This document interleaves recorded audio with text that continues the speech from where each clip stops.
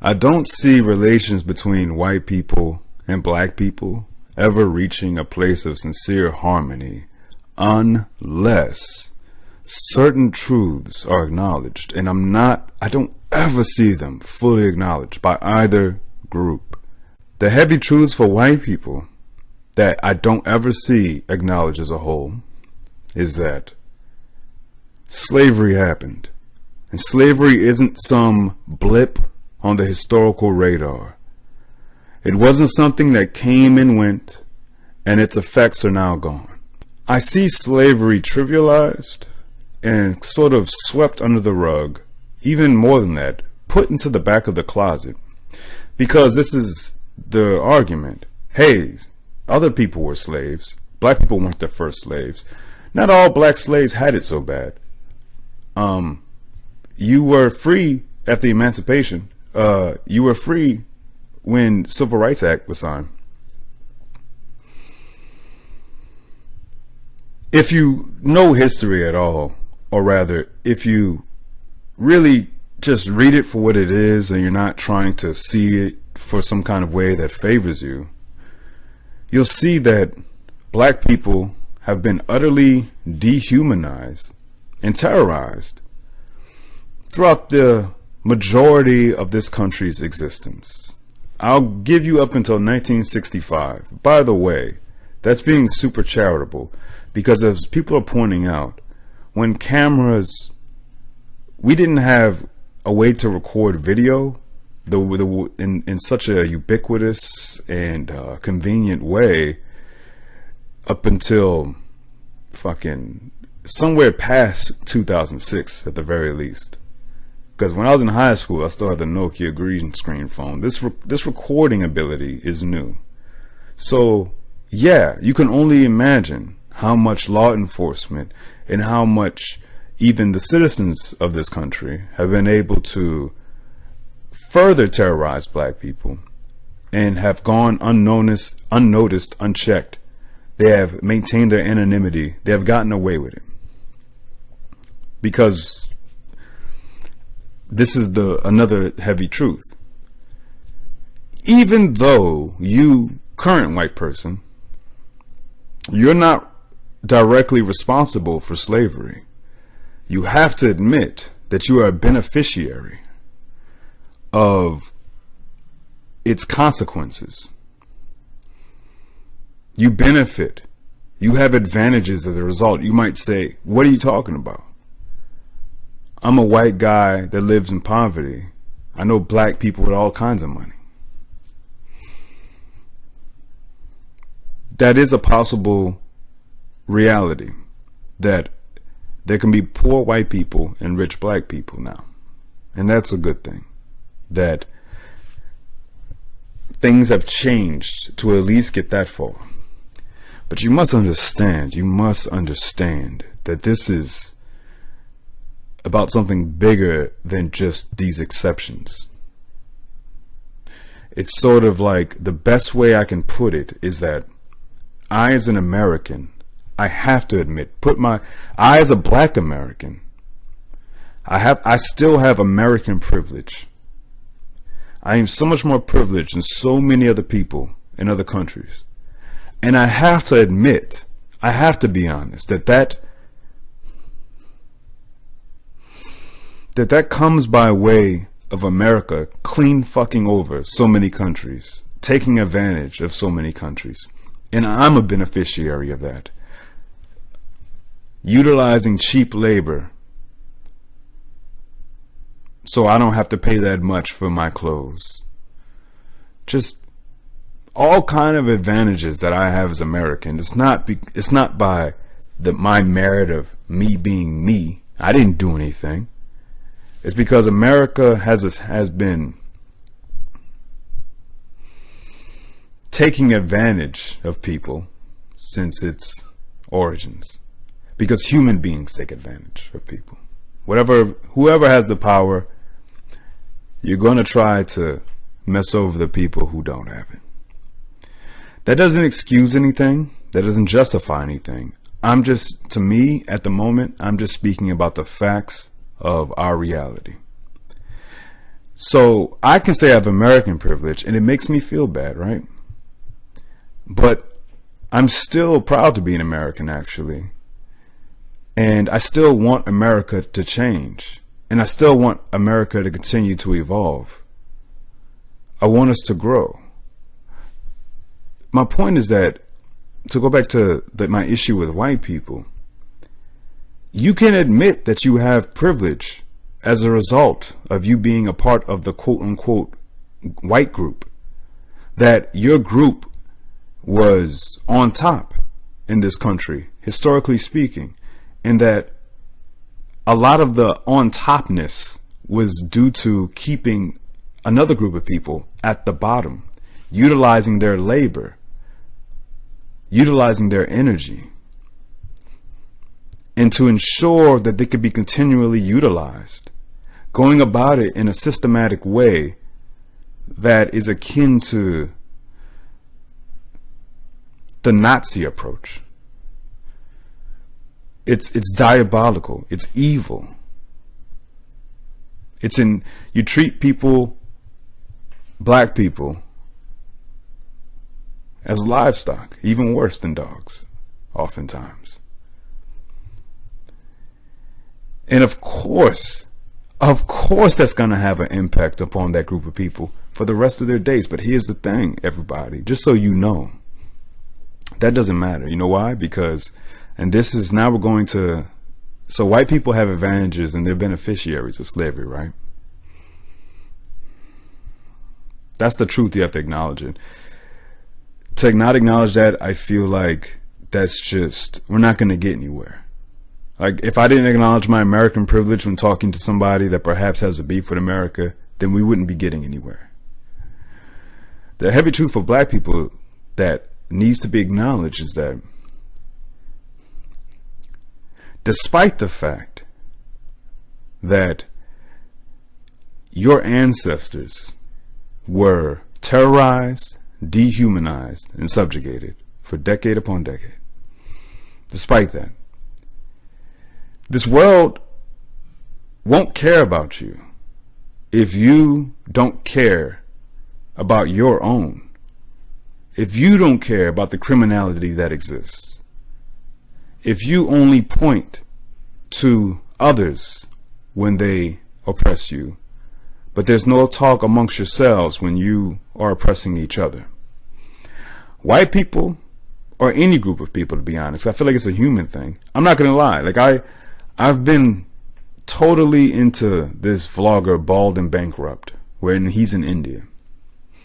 And when he walks the streets of India and he walks the places that are impoverished, what I respect so much is that, and yes, he's a 6'3" white man, so it's unlikely that they'll touch him. I know Indian people are capable of violence. I'm aware of that. I've heard some horror stories about rape and other things. But what I love seeing in the streets is that I have yet to see people fighting in the streets.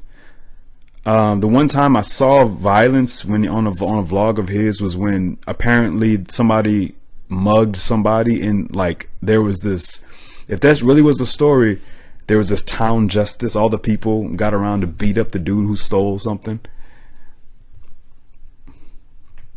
And so people get carried away when you mention these things. They're like, oh, so you think we should be like India? But Indians are this and that, and they have to, like, I'm not saying everybody has their fucking issues and problems, but what I'm saying is that watching them, I would be on board, at least in spirit, if there was something going on in the country, if I knew more about their issues and about whatever's happening, I'd have more sympathy and empathy towards these seemingly peaceful people when I look at his video, right?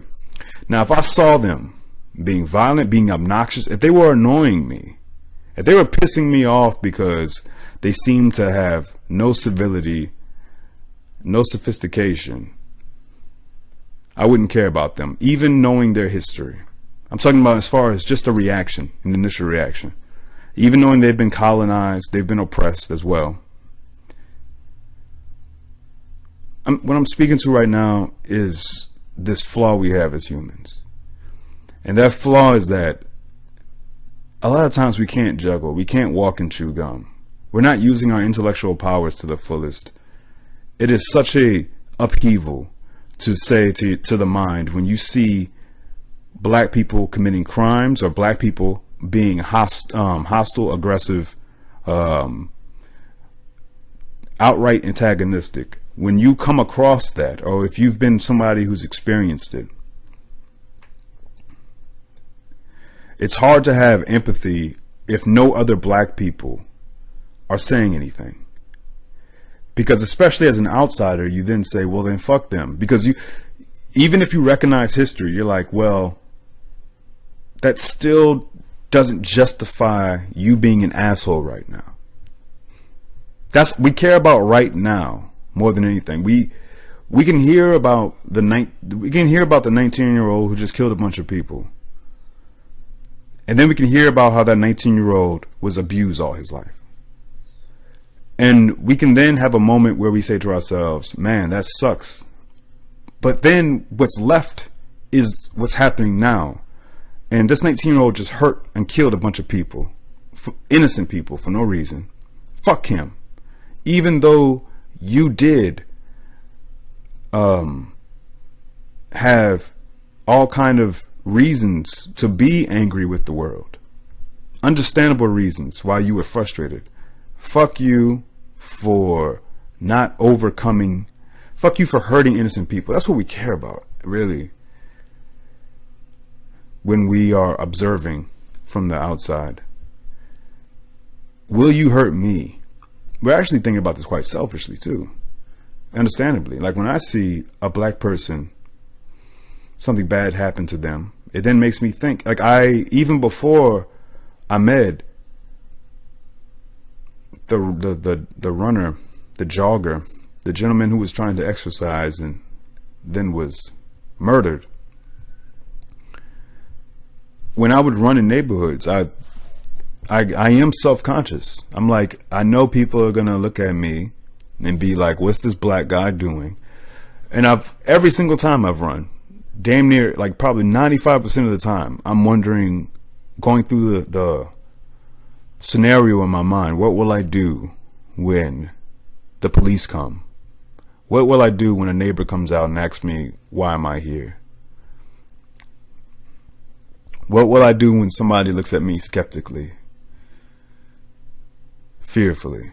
I think about that because I'm fully aware of how I am perceived oftentimes, just from my appearance alone, because racism exists. It's real. But it's hard to pull back on that paranoia, man, of the other. Especially when we know in the collective conversation that these truths, like I know that the average white person I talk to, that's, for instance, let's say a Trump supporter. Okay, let's not even go there. How about this? Every single white person that I've ever spoken to, and we've gotten into a deep discussion about race and politics, they never want to acknowledge the impact, the objective impact that slavery had, the obvious residual radioactive decay that nuclear bomb to the black people has caused. They don't want to acknowledge that because, and I swear I've connected the dots, and I believe it for a fact that's because they want to resent black people. They don't want to believe that they're evil. As a white person, I've talked to them, they want to believe that they're good people, that they would never have done that. And I wouldn't have enslaved you. I didn't enslave you. But that's the wrong way to go about it. Again, because you got to zoom out and let's look at it if this was just talking about country versus country. And we were resented by some country and we were in talks with them. And then let's say for some reason we were interacting with their people. We would have to admit the atrocities and the fallibilities of America if you wanted to have any kind of conversational credibility, if you wanted to have any kind of honesty. You don't have, and this, I sound like a broken record, but this has a lot to do with what we fail to do as individuals, even within our own groups of people, black people, white people. This has to do with our failure at an individual level, where we just have this thing where we just hate admitting how wrong we are. We just hate admitting that history plays a part in who we are in our present. And not that that should justify any current misbehavior, any current negative behavior, but it still plays a part. It happened. And if you don't acknowledge that it happened, then you can't acknowledge that there might be something still there. You got to be honest across the board. There's a lot of bullshit in the black community. Our songs do glorify violence and whatnot, and we praise it. There's not a lot of conversation in the black community, a lot of passion towards, hey, stop killing each other. It's not consistent. It's not.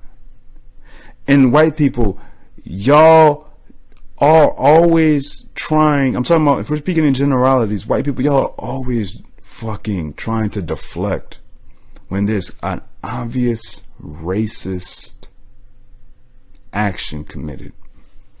It's never racist. It's never because they were black. Never.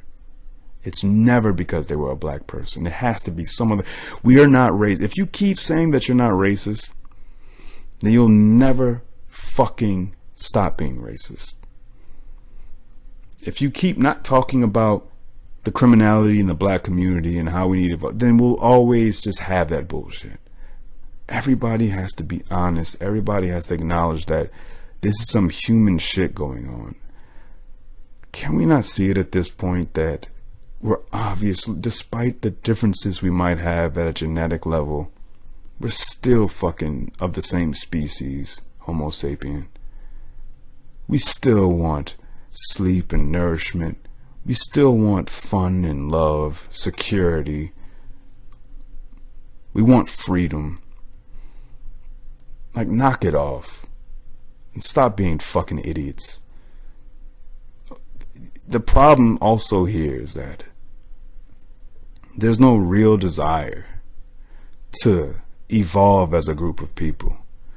Everybody thinks they're where they need to be already. They think they're fine. There's a lot of arrogance with our perceptions and with our sense of intelligence.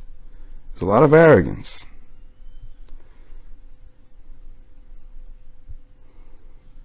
All right, I'm done ranting. Okay.